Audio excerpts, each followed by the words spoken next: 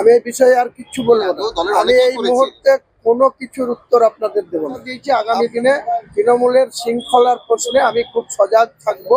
হুমায়ুন কবিরকে নিয়ে বিভিন্ন রকম আগাম সমালোচনা পর্যালোচনা এসব আপনারা করছিলেন, তাতে আমি কিছুটা হলেও আমার সম্মানের দিক থেকে সাধারণ আম পাবলিকের কাছে, তৃণমূল কংগ্রেসের সর্বস্তরের নেতৃত্ব কর্মীর কাছে মনে হচ্ছিল যেন আমি কোনো বিরাট ধরনের কিছু অপরাধ করেছি। আপনারা নিজেরাই চাইছিলেন হুমায়ুন কবিরের ক্যারিয়ার কি করে শেষ করা যায়, এই মিডিয়ার একটা অংশ এই ধরনের তৎপরতা আমি বিগত 5 দিনে দেখছিলাম। তো আপনারা ভালো করে শুনে নেন।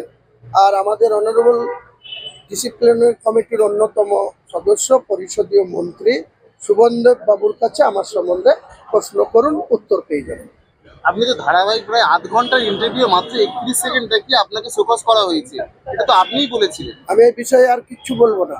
আমার বিষয়ে আপনাদের যতটা আগ্রহ আছে, জানার দরকার আছে কি সিদ্ধান্ত হয়েছে, অনারেবল মেম্বার যারা ডিসিপ্লিনারি কমিটির সম্মানীয় সদস্য সুবনদেব বাবুর কাছে আপনারা জিজ্ঞাসা করুন, উত্তর আপনারা পেয়ে যাবেন। আপনি যে মন্তব্য করেছেন এই মন্তব্য তো এর আগেও দলের আমি এই মুহূর্তে কোনো কিছুর উত্তর আপনাদের দেব না।